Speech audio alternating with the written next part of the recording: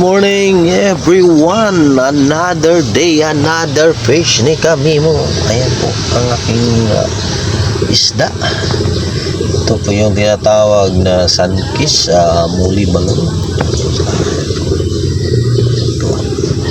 Ito po yung aking ititinda ngayong araw na ito.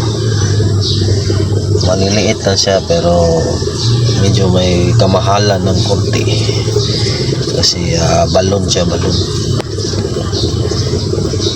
Meron namang hindi balon dito pero mas mura yun kaysa balon. Sunkiss na po yan.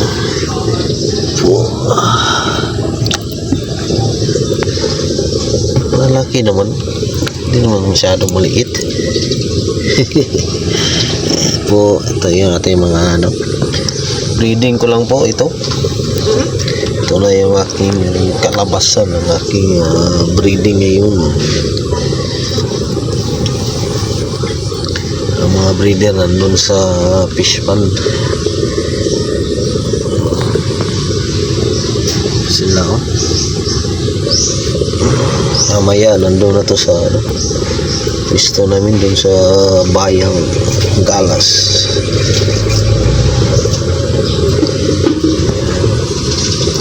Kaya naman magpahuli. Okay na rin, no? Ito sila.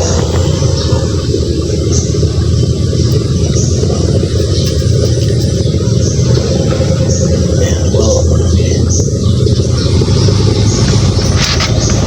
Ito yung madami-dami. Mamaya balutin na ito ng plastic mamaya ng konti. At dito tayo sa kabila. Ito naman yung tinatawag nilang black balloon molly again. Molly yan, itim na naman. Yung mga tinda natin, breeding ko rin dito. Ito yung breeding ko. So,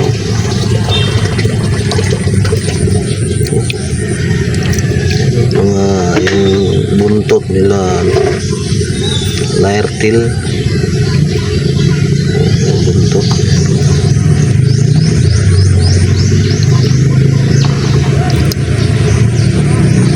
Ano yung buntot yan, yung katawan balon. Hindi plastic balon. Balon fish. Ito yung mga balon natin. Ito sila.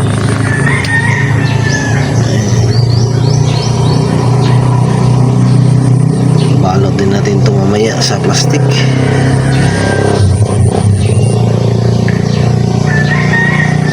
Tinatawag na another fish ni Kamimo.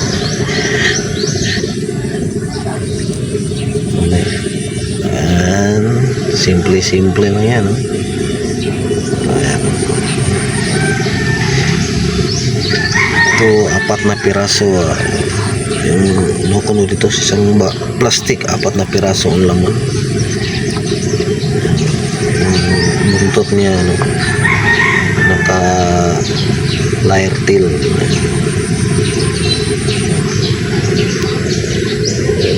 Ayan.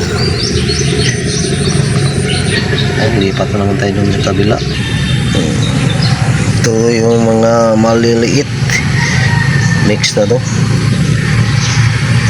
Mix muli. Mga puti, kulay orange, mga batik-batik.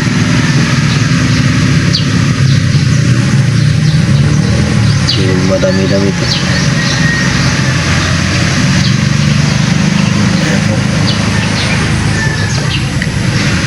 Yung mga isda natin, breeding ko rin ito. Yung hindi naman ito balon, ito yung off nya sa balon. Mga haba yung katawan, hindi katulad sa balon, katawan nila pabilog.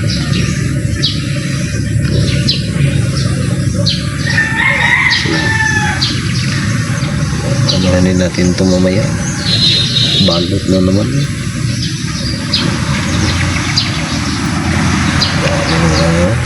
Sida natin. Kadami gid.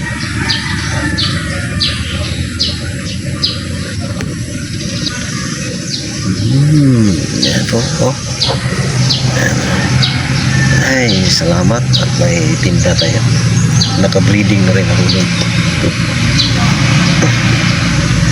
Ito yung ating bunga, ang ating pagsisikap.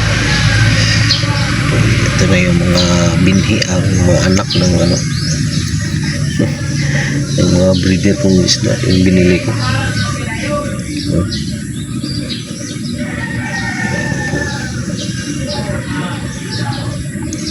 Ito naman tayo sa kabila, ibang klase naman yung isda. Ito na naman yung bluefish tetra. Bluefish tetra po ito. Yung mga iba't ibang kulay. Ito.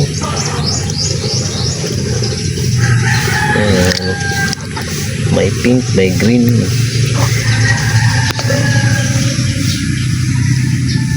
Ito hindi naman to ano, mahirap yung breeding kasi ito kasi egg layer siya. Itlog yung ano una. Tsaka pipisa ng pagdating ng 3 araw. Mahirap to. Naka-breeding na akong ganito. Kaya lang nahirapan ako sa pag ano nila ba. Yung mga fry nila. Kailangan ng ano, dapna. Doon tayo nahirapan kasi dito sa amin ano, medyo mahirap gilapin yung dap niya yung natawag yung pangkain ng ano, mga fry nila, fry nito. Kaya yan, binili ko na lang to, galing pa to sa Pulumulok, Cotabato. Itong mga isda na ito mahirap kasi madali lang yung breeding, kaya lang yung pagpapalaki ng mga fry nila, yung mga anak nila mahirap kasi kailangan na yung mga dapni. Meron namang alternative yung tatawag nilang ano, French yun, pero yan, bibilhin mo pa. Ano ka na lang, kumpra ka na lang nito, bibili ka na lang sa mga supplier na mas marami sila kasi pag maramihan medyo ano makamura ka pag maramihan ang kuha mo. Yan po, ito naman tayo dun sa kabila. Ayan, ito naman yung koi fish. Ito, lalaki ito. Butterfly, merong mga ano to, butterfly,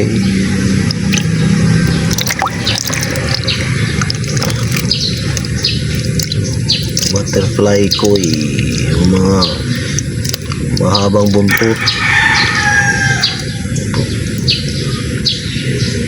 Mas mahaba yan sa normal na koi, kaya tinatawag sila yan butterfly. Yung hindi, yan, yung hindi butterfly, yan, kaiba. Hindi yan butterfly, yan. Hindi yan butterfly. Yung mga butterfly, yung mga mahaba, yan. Yan, pati buntot nila. Ating koi fish. Mamaya tinda din natin to sa bayang. Ito, kumpra din to. Binili ko din to sa ano, Cotabato ulit, sa may ano, Pulumulok, malayo pa. Magkasabay sila nitong glowfish ko saka itong koi fish. Binili natin. Yung malayo at panghuli yan, free po, may plants din tayo. Ayan po, tinda natin yan mamaya yung plants, iba't ibang klase ng plants. May fighting po, betta fish, Pero,